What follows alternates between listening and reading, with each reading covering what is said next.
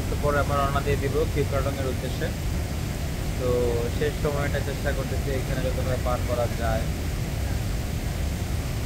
এখানকার যে অ্যাটমসফিয়ার আসলে মিস করবো।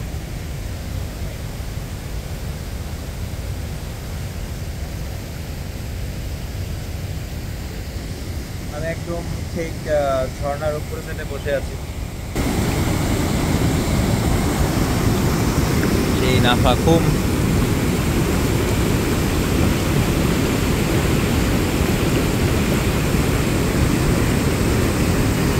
আসলে এই ঝর্ণার পাশে যে জলীয় বাষ্প এটা দেখা যাচ্ছে, উড়ে যাচ্ছে, এইটা সত্যি বলতে অন্যরকম একটা অনুভূতি তৈরি করে। ন্যাচারাল আয়োনাইজার, আমরা যেই আয়োনাইজার ব্যবহার করি, ন্যাচারাল আয়োনাইজার হচ্ছে এই ঝর্ণার থেকে যেটা তৈরি হয়।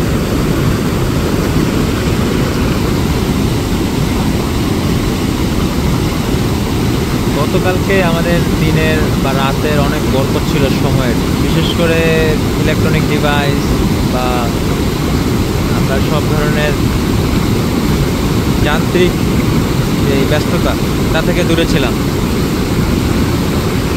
মোবাইল চালানোর সময় পাই নাই আমরা কেউ, কারণ মোবাইলে নেটওয়ার্ক নাই। সব মিলে রাতে আমরা অনেকক্ষণ এই ঝর্ণার পাশেই ছিলাম। রাতের দৃশ্য আসলে এভাবে মোবাইলে ওঠানো সম্ভব না, ওইদিকে চাপ ছিল এই বরাবর, আর এই বাষ্প সব মিলায় একটা অন্যরকম পরিবেশ ছিল।